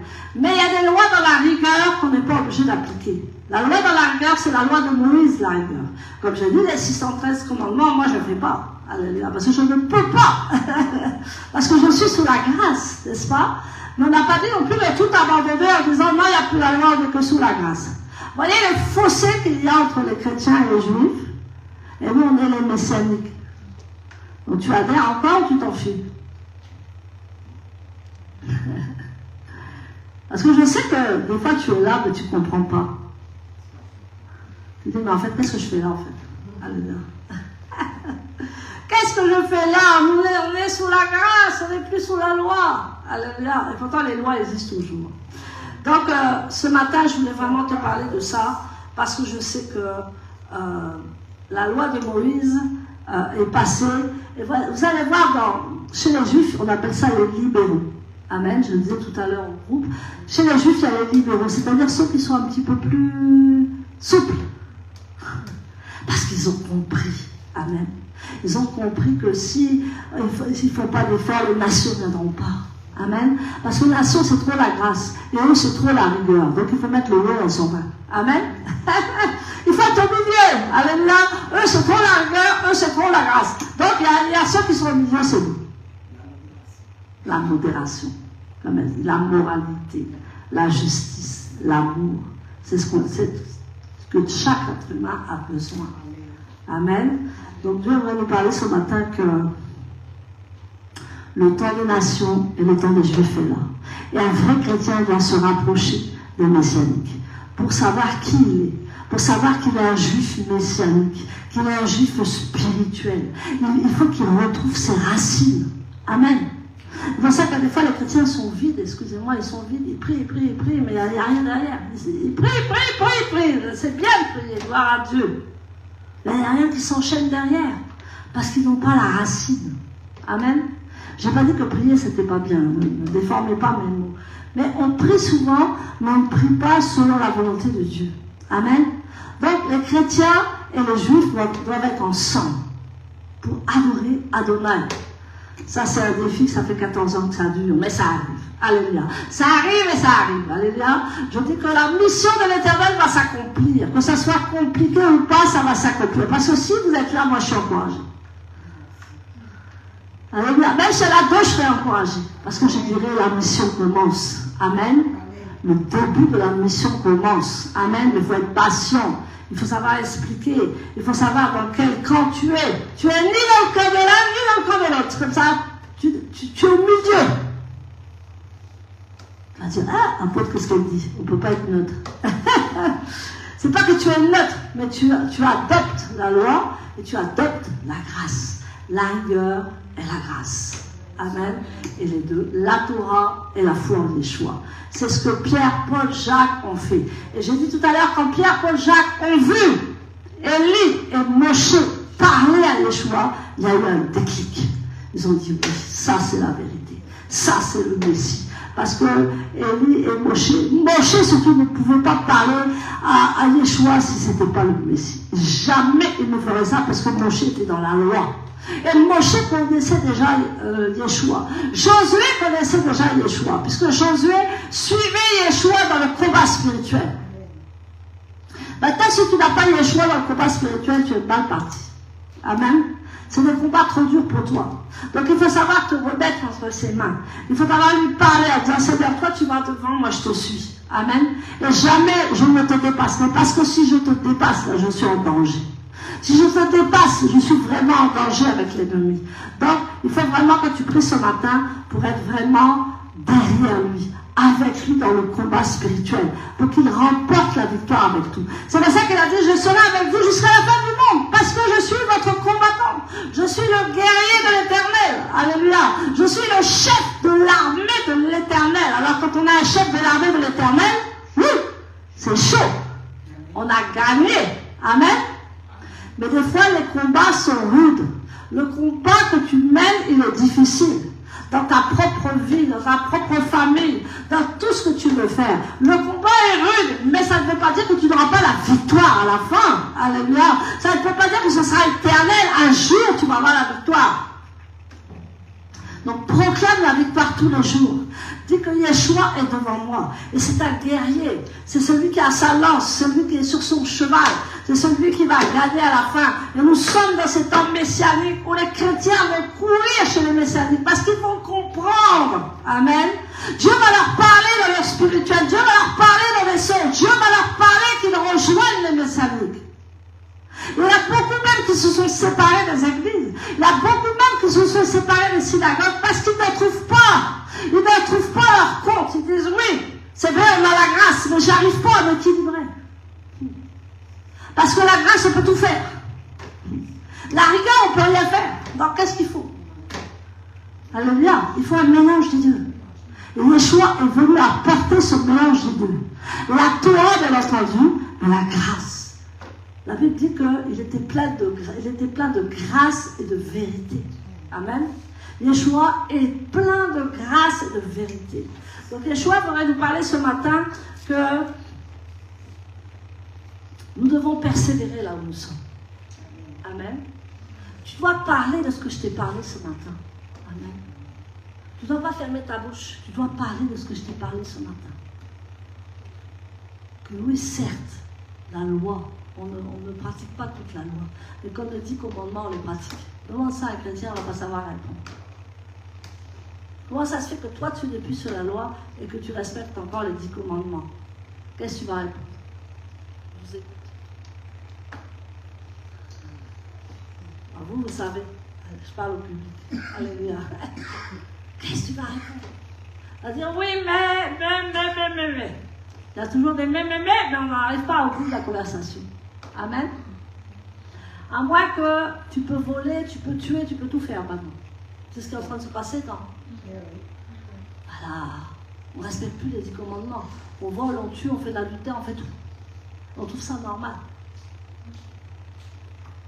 Réfléchissons. Amen. Réfléchissons vraiment. Parce que quand Yeshua va revenir, il dira, tu as entendu l'apôtre Brigitte pour nous parler. Qu'est-ce qu'on a fait? Tu dis, oui, mais l'apôtre Brigitte, elle est trop religieuse. Elle est trop... Elle est sous la loi, elle n'est pas sous la grâce. Je suis sous la grâce, heureusement. Je connais Yeshua. Amen. Je l'ai accepté dans ma vie. C'est lui qui m'a guéri. J'avais un cancer du côlon, il m'a guéri. Amen. C'est lui qui m'a restauré dans le plan, dans tous les plans. Et je crois en Yeshua. Et je n'abandonnerai jamais Yeshua. Mais je crois aussi en la Torah. La Torah qui est une vie de valeur, de moralité. Une vie d'amour. Je crois aussi à ça. Les deux ensemble. Parce que la Bible dit que Yeshua, il était déjà dans l'Ancien Testament. Il est venu que pour accomplir. Il est venu spécialement pour les nations. Amen. Il est venu pour toi. Puisque les Juifs, eux, c'est le peuple de Dieu. Amen. Il est venu pour les nations. Il s'est crucifié pour tout le monde. Pour les Juifs et les non-Juifs. Et c'est une grâce de le connaître. Mais si tu veux connaître Yeshua, il faut que tu connaisses la Torah. Sinon, tu ne connais pas Yeshua. L'apôtre Paul, c'est les épîtres, hein, c'est les grands épîtres, l'apôtre Paul. Mais ce n'est que les épîtres, ce n'est qu'une petite partie de la Torah. Amen. Et toi, tu lis toujours ton Nouveau Testament, jamais l'Ancien Testament. Et je te force ici à lire l'Ancien Testament. Amen. Et maintenant, tu lis la paracha comme ça. Mais ça a mis du temps, 2 ans. Ça fait 2 ans qu'on est ici, 2 ans. Et maintenant, on est dans la paracha. Amen. Parce que tu as compris que l'alliance Israël et l'alliance renouvelée, ils vont ensemble. Ça, tu as compris ça. Amen. Et tu peux expliquer ça à quelqu'un qui te dit le contraire. Et tu as les arguments pour parler. Tu as les arguments pour convaincre. Tu as les arguments pour corriger. Tu as tous les arguments. Amen. Eh oui. 7 ans pour avoir la terre promise de Josué. Et pourtant, le chef de l'armée de l'Éternel était devant. Et toi, tu dis, non. Une fois quand ça va pas, tu dis, non. Yeshua, vraiment, tu m'as abandonné. Hein. Tu m'as vraiment abandonné. Et pourtant, il est là, devant toi. Tu dis, non, mais qu'est-ce qu'on fait alors? Qu'est-ce qu'on fait? Dans quel sens on va? Amen. Il te pose la question, t'es où? Je suis là, je suis dans le chemin, t'es où? Reviens dans le chemin. Amen. Je serai avec toi jusqu'à la fin du monde. Est-ce que ça va? Est-ce que ça va? Amen.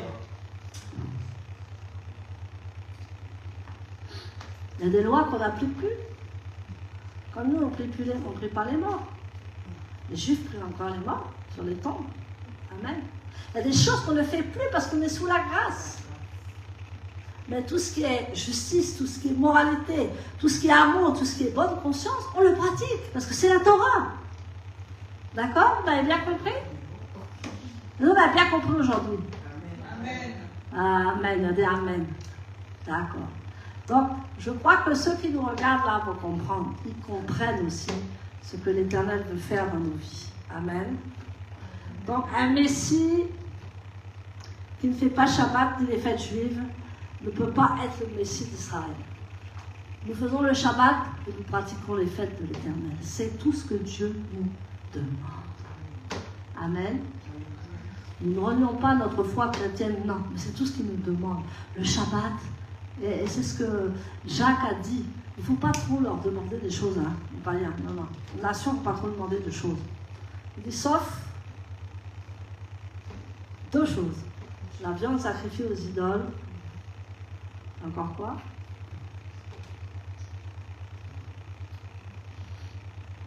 Rancy va nous répondre. La foi, adorer un seul Dieu. Voilà. Adorer un seul Dieu. Et de s'abstenir de manger de la viande sacrifiée aux idoles. C'est tout ce que Pierre-Paul, c'est tout ce que Jacques, puisqu'il était le pasteur de Jérusalem, il a dit on va leur demander ça. On va pas leur, il a même dit on va pas leur demander toutes nos lois qu'on fait là. Voyez, voyez. Hein? Amen. Est-ce que vous êtes convaincus? Si vous n'êtes pas convaincus, j'irai jusqu'au bout pour vous convaincre. Amen. Que le Seigneur vous bénisse. En tout cas, Moshe était un grand prophète et c'est pour ça que les Juifs sont encore sous la loi de Moïse. Mais bientôt, ils vont découvrir leur Messie. Amen. Bientôt, ils vont découvrir Yeshua. Et pourtant, tous les gens de l'Ancien Testament, tous les patriarches de l'Ancien Testament ont connu Yeshua. Amen. Il était là depuis le départ. Mais il est venu accomplir ce que toute la loi était. Il est venu accomplir ça. Il est venu mettre ça en évidence et accomplir toutes ces choses. Amen. Est-ce qu'on peut se lever pour prier?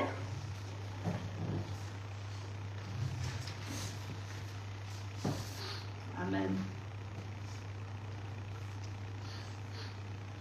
J'aimerais que tu saches qu'il y a quelqu'un avec toi et qu'il y a quelqu'un devant toi. Amen. Il a dit, je serai avec vous jusqu'à la fin du monde. C'est Yeshua. Et il est devant toi pour les combats spirituels. Alors n'aie pas peur des démons. N'aie pas peur de tout le spirituel. Parce que comme la servante de Dieu l'a dit tout à l'heure, il faut qu'on soit spirituel pour voir les choses. Tout a été mis au point dans le spirituel. Tout est fait dans le spirituel. Donc tu vas prier ce matin que tu laisses Yeshua devant toi. Et tu le laisses combattre pour toi. Tu le laisses faire le combat spirituel pour toi. Et tu le suis. Il dit, il n'y a que la foi et l'obéissance. Amen. La foi et l'obéissance, c'est tout ce qu'il te demande. Et lui, il règle les choses à sa façon. Il dit, je vais te combattre pour toi. Je vais combattre ta terre promise pour toi. Tu vas arriver dans ta terre promise. Ce long combat que ça dure, là, ce long combat que tu vis, ça va s'arrêter au nom puissant de Yeshua. Parce que moi, je connais déjà la fin. J'ai vu le début et je connais la fin. Et je sais que dans la fin, là, tu vas être victorieux, tu vas avoir la victoire. Donc tu vas t'accrocher pour cela en disant, Yeshua, je te laisse faire maintenant. Amen. Je te suis maintenant. Je t'obéis maintenant. Tu es mon modèle parce que tu es le Seigneur. Tu es mon modèle. Et je veux vraiment que tu fasses les combats spirituels avec moi. Et je veux vraiment adopter tes stratégies, regarder ce que tu fais pour que tu sois mon modèle. Amen. Prie ton Seigneur parce que tu n'es pas seul. Et dans les combats, il y a des combats ordinaires, il y a des combats extraordinaires, comme je veux dire. Il y a des combats durs. Amen. Si tu es dans un de ces combats, tu vois ce qu'il te reste à faire. Prie le Seigneur. Amen.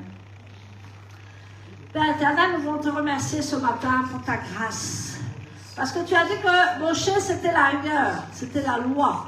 Et Yeshua, c'est la grâce en abondance, c'est la vie en abondance. Et Seigneur, nous voulons te bénir ce matin pour cet enseignement.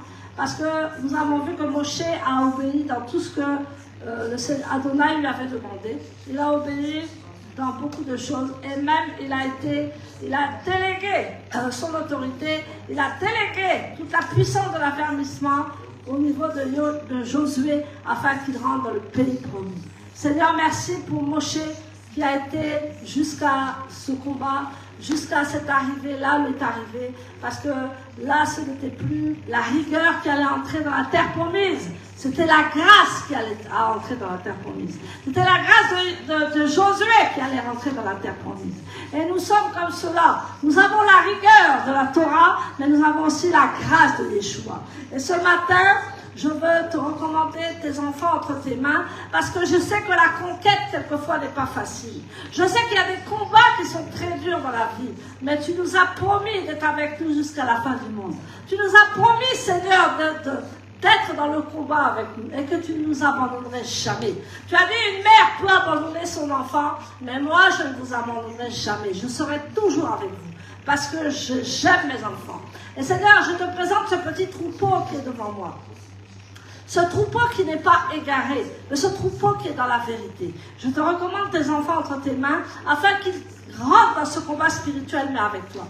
Qu'ils conquièrent tous les territoires que tu leur as dit. Qu'ils conquièrent toutes les promesses que tu leur as données. Qu'ils conquièrent vraiment ces promesses, ces rêves, ces visions que tu leur as données. Merci Seigneur, parce qu'ils ont tous des visions et des rêves dans leur cœur. Et je sais Seigneur qu'ils veulent aller de l'avant. Je sais Seigneur qu'ils veulent conquérir, que la victoire est avec Israël. Je te remercie parce que cette victoire, elle est avec Yeshua HaMashiach. Et je voudrais te remercier parce que tu es un grand Dieu. Je veux te remercier parce que tu aimes tes enfants. Je veux te remercier parce que nous sommes messianiques. Je veux te remercier parce que nous faisons la différence entre la grâce et la rigueur. Et nous savons que Seigneur, toi tu es la grâce et la vérité. Seigneur, nous voulons simplement être dans la vérité, dans ta vérité, dans la vérité de l'Éternel. Et je te remercie parce que Moïse a accompli sa tâche, sa dernière tâche, avec zèle et avec attention.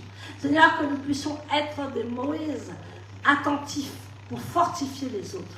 Et que les Josué entrent dans leur terre promise. Et que les Josué, les plus jeunes, commencent à dire « Yeshua, je te suis. Je ne veux pas faire de bêtises, je te suis. Je ne veux pas m'écarter, je te suis. Je ne veux aller ni à gauche ni à droite, mais je veux te suivre. » C'est-à-dire parce que tu es dans le combat spirituel. Et tu feras arriver cette grâce à moi. Tu feras arriver que j'arrive dans ma terre promise. Tu feras arriver que la promesse de Dieu va s'accomplir au nom puissant de Yeshua. Tu feras arriver que je verrai le bout du tunnel. Tu feras arriver que grâce à toi, j'aurai la victoire. Et que Israël aura la victoire. Seigneur, nous sommes tes enfants, nous sommes tes croyants. Et tu ne nous as jamais rejetés. Au contraire, même si quelquefois tu nous as dit non, mais tu ne nous as jamais rejetés. Tu as toujours voulu le bien pour nous. Et nous te remercions là où nous sommes. Là où nous sommes, Seigneur, nous te remercions. Parce que nous savons, Seigneur, que nous sommes dans la bonne voie. Nous savons, Seigneur, que tu nous épaules tous les jours. Et que tu es avec nous dans ce combat spirituel tous les jours. Et que nous allons gagner cette victoire. Là où ce n'est pas encore arrivé, Seigneur, cette victoire apparaîtra. Là où ce n'est pas encore visible, ça sera visible au nom de Yeshua. Là où ce n'est pas encore accompli, ça s'accomplira au nom de Yeshua. C'est pour ça qu'il faut avoir espoir. C'est pour ça qu'il faut avoir la foi en Yeshua. Parce que tout se passe dans la foi. Tout est dans la foi. Et Seigneur, nous avons foi en toi que tu feras la chose à un moment donné, à un signal donné. Tu as dit qu'à un signal donné, il y a un ange qui va sonner de la trompette et ton arrivée sera là. En attendant, Seigneur, avant que tu arrives, nous voulons te connaître personnellement. Nous voulons te suivre personnellement. Nous voulons combattre avec toi personnellement. Nous voulons être en intimité avec toi personnellement. Nous voulons, parce que tu as dit que le Saint-Esprit était une personne, nous voulons connaître ton Saint-Esprit, Seigneur. Nous voulons connaître Yeshua. Nous voulons connaître Adonai. Nous voulons connaître nous voulons connaître vraiment ces trois personnages en un et Rab, toi qui es Adonai. Nous voulons te connaître. Et tu as différentes facettes de la vérité. Tu as différentes facettes de la rigueur. Tu as différentes facettes de la grâce. Et Seigneur, nous voulons te bénir ce matin parce que nous prophétisons que la victoire découlera de la paix en Israël. Même si nous ne comprenons pas tout. Même si quelquefois nous ne comprenons pas ce qui se passe. Mais il y a un enjeu spirituel. Un très grand enjeu spirituel. Et nous voulons te suivre jusqu'à la fin. Et tu as dit, celui qui me suivra jusqu'à la fin sera sauvé. Et Seigneur, je recommande tes enfants entre tes mains ce matin, ceux qui sont en présentiel et ceux qui nous écoutent, que la grâce de Dieu se déverse sur eux, que la puissance du Saint-Esprit soit avec eux, que les combats de Josué et les enfants d'Israël soient avec Adonai, soient avec le combat extraordinaire que tu vas faire avec eux pour gagner la victoire. Je te bénis parce que cette victoire est déjà en route, cette victoire, elle est déjà accomplie, et cette victoire, nous la verrons s'accomplir au nom puissant de ton Fils Yeshua Mashiach. Seigneur, merci parce que la conquête du pays de Canaan a duré pendant 7 ans. Je proclame, Seigneur, que cette victoire arrive maintenant, même si ça fait 7 ans, même si ça fait 10 ans, même si ça fait 15 ans, même si ça fait 20 ans, nous verrons la promesse de Dieu s'accomplir dans nos vies, au nom puissant de Yeshua Mashiach. Seigneur, je te bénis. Seigneur, merci pour tout ce que tu nous as parlé ce matin. Merci pour la paix sur toutes les nations, Seigneur. Merci pour cette paix. Et merci pour cette victoire. Merci pour la paix en Israël. Parce que si il y a la paix en Israël, il y aura partout la paix dans les nations. Et avant que cette paix soit vraiment au maximum, toi, Seigneur, tu vas redescendre. Tu vas redescendre en Israël et tu gouverneras Israël et toutes les nations. Nous te remercions, Seigneur, parce que nous t'attendons. Nous attendons le Messie. Ce n'est pas une fable, ce n'est pas une histoire. c'est une réalité. Nous t'attendons, Seigneur. Nous attendons que tu reviennes avec grâce, avec vérité. Nous attendons, Seigneur, parce que nous sommes ton peuple. Nous attendons que la moralité soit avec toi, la douceur soit avec toi, l'amour soit avec toi. Il n'y aura plus de combat, il n'y aura plus de larmes, il n'y aura plus rien quand tu seras là avec nous. Mais en attendant, nous voulons combattre le bon combat de la foi. Nous voulons être avec toi, le bon combat de la foi, comme Moshe a combattu, comme Josué a combattu, comme l'apôtre Paul a combattu, comme les apôtres ont combattu. Nous voulons être comme ces débuts de l'évangile, Seigneur, où ils étaient accrochés à la Torah, ils allaient à la synagogue, ils avaient la foi en Yeshua. Il y avait une puissance qui était là. Seigneur, je veux qu'on retrouve, que tous les chrétiens retrouvent leur puissance, que tous les chrétiens s'attachent à Israël, et que tous les chrétiens sachent qu'ils ont la puissance d'Israël, ils ont la bénédiction d'Israël, ils sont rattachés à l'olivier franc. Et je voudrais que les chrétiens s'attachent à ta Torah. C'est ma prière ce matin, que tous les chrétiens s'attachent à ta Torah, s'attachent à la grâce, à la vérité qui est Yeshua. Je prie, Seigneur, que tu te manifestes dans ces fins des temps, afin que plus de personnes te connaissent, et afin que tu sois glorifié en Israël et dans toutes les nations. Seigneur, je te bénis. Nous te bénissons, nous t'aimons. Et tu es avec nous dans ce grand combat. Tu es le chef de l'armée de l'Éternel. Et je me sens en paix, je me sens en sécurité quand tu es avec nous. Parce que c'est rien ne peut nous arriver si toi tu ne l'as pas décidé.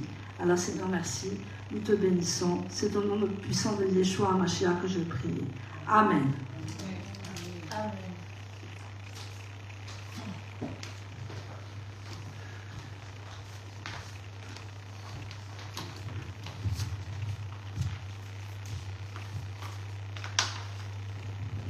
Alors nous allons passer maintenant au témoignage. Est-ce qu'il y a des personnes qui ont un témoignage à partager par rapport au message que nous a apporté l'apôtre Brigitte, ou bien même un témoignage par rapport à quelque chose que vous avez vécu et vous voulez que le Seigneur soit glorifié?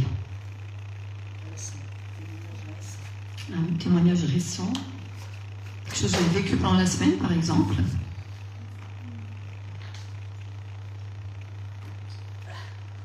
Alors moi je vais partager un verset qui m'est venu à l'esprit quand l'apôtre apportait le message. C'est dans Josué chapitre 1, versets 8 à 9, qui dit: oui, garde ce livre de la Torah sur tes lèvres et médite-le jour et nuit, afin que tu prennes garde à agir selon tout ce qui est écrit. Alors tes entreprises prospéreront. Amen. Et tu réussiras. Amen. Verset 9. Ne t'ai-je pas ordonné, sois fort, sois courageux, alors n'aie pas peur et ne sois pas abattu, car Adonai ton Dieu est avec toi partout où tu iras. Amen. Le chef de l'Éternel est devant. Amen. Voilà, donc le Seigneur nous demande d'être fort et courageux, parce que, comme nous le savons, eh bien, toute vérité est combattue. Et par conséquent, il est important d'être fort, d'être courageux. Et alors que nous sommes forts et courageux, eh bien, le Seigneur, il va continuer aussi de nous équiper. Parce que c'est lorsque nous montrons justement que nous sommes avec lui, eh bien, qu'il nous équipe. Et alors qu'il nous équipe, eh bien, il nous donne d'aller de l'avant. Et alors que nous allons de l'avant, eh bien, il nous rend de plus en plus forts. Donc soyons vraiment encouragés par ce passage et par le message que nous avons reçu ce matin. Amen. Alors on va accueillir la servante Muguette qui nous a apporté ce qu'elle a reçu. Shabbat shalom tout le monde. Donc je voudrais simplement dire dans Luc 12, verset 32 qui dit: n'aie pas peur, petit troupeau, car il a plu à Dieu de vous donner le royaume. Donc depuis un moment je pense à ça. Et c'est comme si Anissé, qui est au fond de la salle, s'appelle Anissé, et en fait, dans une autre langue, on lui chante son nom. Donc, je crois que vraiment, on ne peut pas dire qu'on connaît Yeshua et pour d'autres Jésus-Christ de Nazareth si déjà au départ, on force son nom. Donc, je crois que vraiment, il faudrait que le monde entier aujourd'hui puisse entendre, ce n'est pas Jésus-Christ de Nazareth, mais Yeshua HaMashiach. C'est son vrai nom. Alors on dit, c'est vrai qu'on dit, si on dit Jésus-Christ, ça revient au même, qu'on reçoit les mêmes grâces. Ce n'est pas toujours vrai, parce que son nom est important, de dire vraiment son nom et que nous puissions être vraiment dans ce que lui, il dit. Et si nous respectons une partie des commandements, parce que des commandements, il a dit qu'il n'enlèvera pas un iota de sa parole, et qui est le yod en hébreu. Donc je pense que si on s'intéresse un peu à l'hébreu, on comprendra bien ce que nous dit la parole, et que si toutefois on s'y attache qu'à la nouvelle alliance, c'est-à-dire qu'on bafoue l'ancienne alliance, on bafoue la Genèse, et qu'on sait que quand on lit la Genèse et qu'on a la révélation, donc le réma de la parole, on a lu toute la Bible, parce qu'au fait la Genèse renferme toute la Bible, les 66 livres de la Bible. Voilà ce que j'avais à dire, et j'espère que vraiment que les gens ont le cœur touché et qu'ils puissent revenir à la racine même de ce que Dieu nous demande. Amen. Amen. Amen.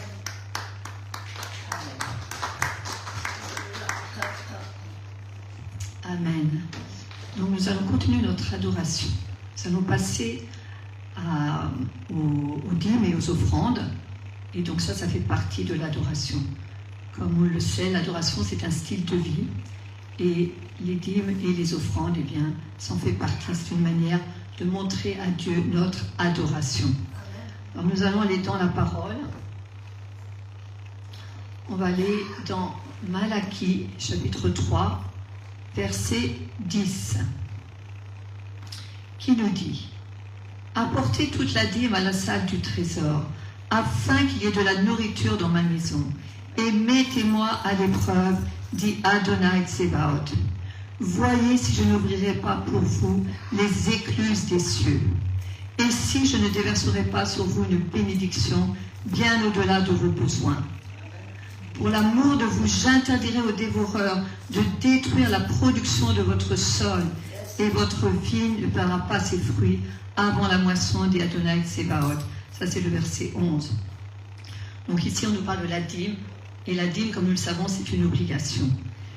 Et on voit justement tous les bienfaits lorsque nous apportons la dîme. Parce que le Seigneur nous dit que si nous apportons la dîme, il y aura toujours de la nourriture dans notre maison. C'est-à-dire que Dieu, il pourvoira nos besoins quotidiens. Et il dit ensuite, et mettez-moi à l'épreuve. C'est-à-dire, montrez-moi que vous me faites confiance.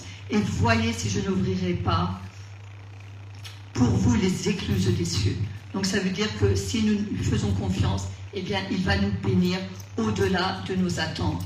Et ensuite il dit au verset 11, « J'interdirai aux dévoreurs de détruire la production de votre sol, et votre vie ne perdra pas ses fruits avant la moisson, dit Adonai Tsebaot. » Ça veut dire que lorsque nous donnons notre dîme, eh bien c'est une protection. C'est-à-dire que le Seigneur, eh bien c'est comme si il mettait en fait une barrière entre nous et l'ennemi, pour que l'ennemi, eh bien, qu'il ne puisse pas nous atteindre, pour qu'il ne puisse pas toucher nos finances. Donc, ça, on voit ici tous les bienfaits de la dîme. Mais ce qu'il faut comprendre, c'est avant toute chose, c'est que la dîme, c'est avant tout une question de relation. Ça, c'est important de le comprendre, parce que lorsque nous aimons quelqu'un, nous lui faisons confiance. Et ici, le Seigneur, eh bien, il nous invite à lui faire confiance. Et lorsque nous lui donnons notre dîme, eh bien nous lui disons, nous lui montrons que nous l'adorons, nous lui montrons que nous mettons toute notre confiance en lui. Montrer à quelqu'un qu'on met sa confiance en lui, eh bien c'est un petit peu comme se jeter à l'eau sans savoir nager. Si vous jetez à l'eau et que vous ne savez pas nager, eh bien le Seigneur il sera là pour vous rattraper, il sera là pour vous empêcher de vous noyer. Eh bien à chaque fois qu'on fait un acte de foi, que ce soit la dîme ou autre chose, eh bien, c'est montrer au Seigneur que nous mettons notre confiance en lui et que nous savons qu'il va agir. Nous savons qu'il ne va pas nous abandonner parce qu'il est un Dieu fidèle, il est un Dieu qui répond à nos besoins, il est un Dieu qui est toujours là lorsque nous faisons un acte de foi. Donc, la dîme, ça montre vraiment que c'est un acte de foi et la foi, c'est lié à la confiance. Si on n'a pas confiance en Dieu, Dieu ne va pas agir. Mais si nous avons confiance en lui, si nous faisons les choses avec un cœur bien disposé, eh bien, nous pourrons nous attendre à lui. Donc vraiment que ce passage nous encourage à nous rapprocher de lui, à mettre toute notre confiance en lui, parce qu'il est un Dieu qui veut nous inviter justement à avoir de plus en plus confiance en lui. Si vous avez un ami, et puis qu'un jour ou l'autre, pour une raison ou une autre, vous vous rendez compte que cet ami ne vous fait plus confiance, comment vous allez réagir? Ça va vous faire mal. Ça va vous faire mal parce que vous, eh bien, vous savez qu'il peut vous faire confiance. Mais pour une raison ou une autre, eh bien, il a perdu confiance en vous. Et pourtant, vous aimeriez qu'il vous fasse confiance parce que vous voulez agir, vous voulez bénir cette personne. C'est la même chose avec le Seigneur. Le Seigneur, il veut que nous lui fassions confiance. Mais si nous ne faisons pas des actes de foi, eh bien, le Seigneur, il ne peut pas libérer sa bénédiction. Donc vraiment que ce passage nous encourage à nous rapprocher de Dieu, à mettre toute notre confiance en lui. Et comme le dit sa parole, eh bien, nous verrons s'il ne va pas libérer les bénédictions qu'il a pour nous. Parce que c'est vraiment son désir de nous bénir, mais il veut que nous mettons toute notre confiance en lui. Voilà ce que je voulais partager par rapport aux dîmes et aux offrandes. Et les offrandes, eh bien, elles ne sont pas obligatoires, mais les offrandes, elles sont aussi leur utilité. Une offrande, en fait, c'est... La dîme, c'est comme la graine. On plante une graine et l'offrande, c'est l'eau qui arrose la graine. Ça veut dire que les deux, elles sont liées et elles ont toutes les deux leur utilité. Voilà, donc nous allons mettre un chant et nous allons apporter nos dîmes, nos offrandes, bien sûr toujours avec un cœur bien disposé, parce que le Seigneur, il regarde au cœur avant toute chose. Hein, ce n'est pas la somme à laquelle il regarde, mais c'est au cœur. Parce que le cœur, eh bien, c'est de là d'où vient toute chose. Donc, nous allons semer dans la maison de Dieu avec joie. Parce que notre Dieu est un Dieu de joie. Amen.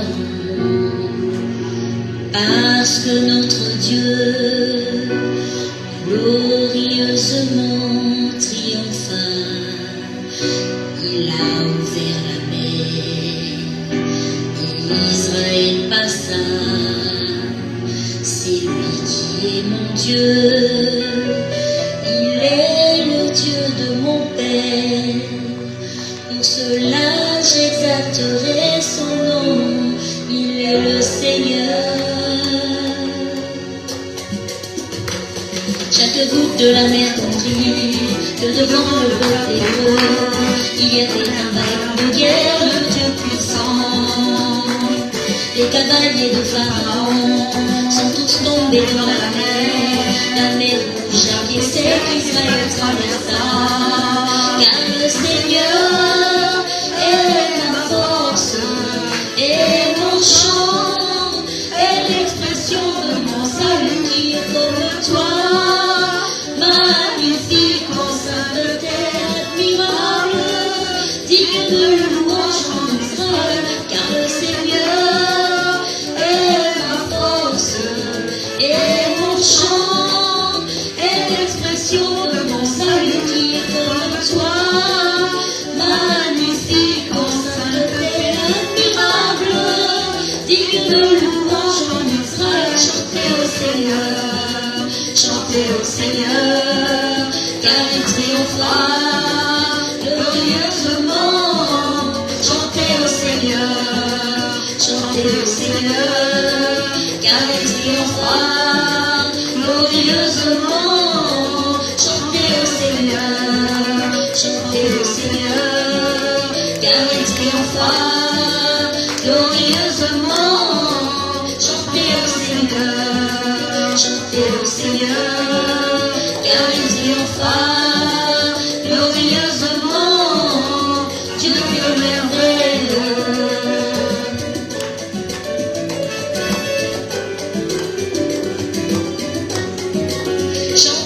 Seigneur, chantez au Seigneur, car il triomphera glorieusement. Chantez au Seigneur, car il triomphera glorieusement. Chantez au Seigneur, car il triomphera glorieusement. Chantez au Seigneur, car il triomphera glorieusement. Dieu est merveilleux.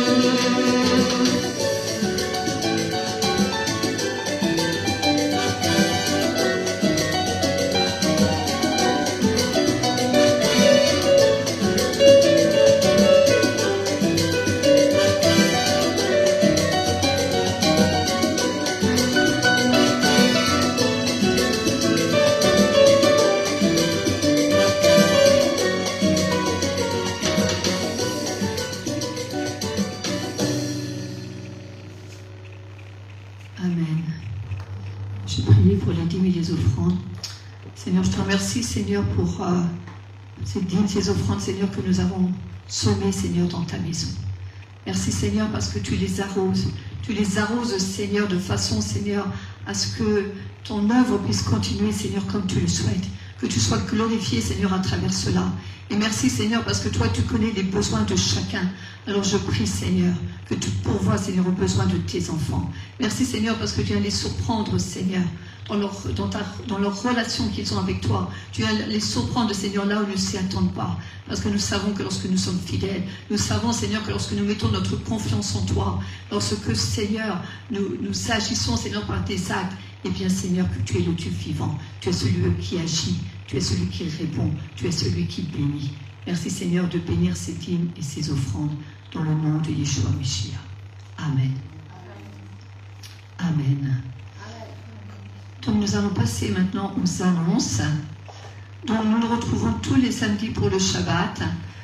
Samedi prochain, donc c'est un petit peu exceptionnel. On fera toujours le Shabbat en ligne, comme d'habitude. Mais comme nous allons en retraite, eh bien, nous ne retrouverons pas ici sur place à la Courneuve. Mais bien entendu, tout le monde est invité à venir nous retrouver là où nous serons. C'est dans une petite ville près de Amiens. Donc si vous voulez venir nous retrouver, eh bien, approchez-vous de nous et nous vous communiquerons donc les coordonnées de ce lieu. Voilà, donc je vais terminer par... Alors la Paul-Brigitte va compléter les annonces. Allô.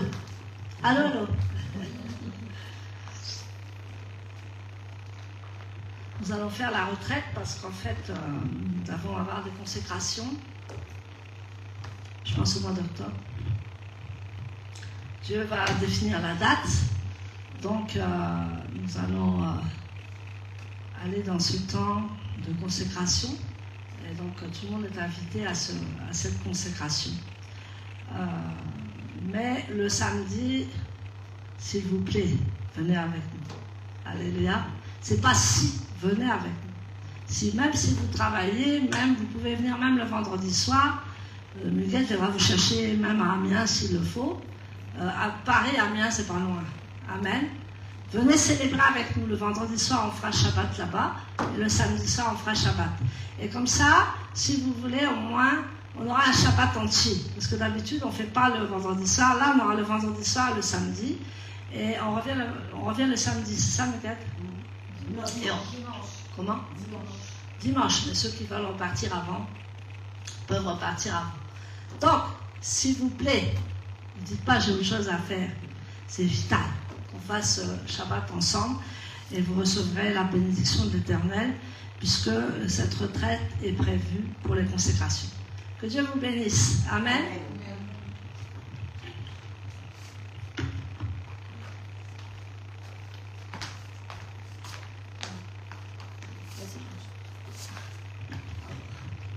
Voilà, donc je vais prier pour la fin de cette célébration du Shabbat. Seigneur, je te remercie pour tout ce que tu as fait, Seigneur, ce matin, dans nos vies, dans la vie de tous ceux qui étaient en ligne, Seigneur. Et je prie, Père, que tu Continue, Seigneur, de nous guider, de nous diriger dans tout ce que tu as pour nous, Seigneur, aujourd'hui, mais aussi pendant toute la semaine. Merci, Seigneur, pour qui tu es, pour ce que tu fais dans nos vies, pour ta fidélité, pour ton amour. Que vraiment ton amour, ta paix, ta joie soit notre partage tout au long de la semaine. Merci de bénir chacun, Seigneur, et de nous encourager à toujours regarder à toi et à mener le bon combat de la foi. Dans le nom de Yeshua Meshiach, j'ai prié. Amen. Amen. Shabbat shalom à tous et à très bientôt. Soyez bénis.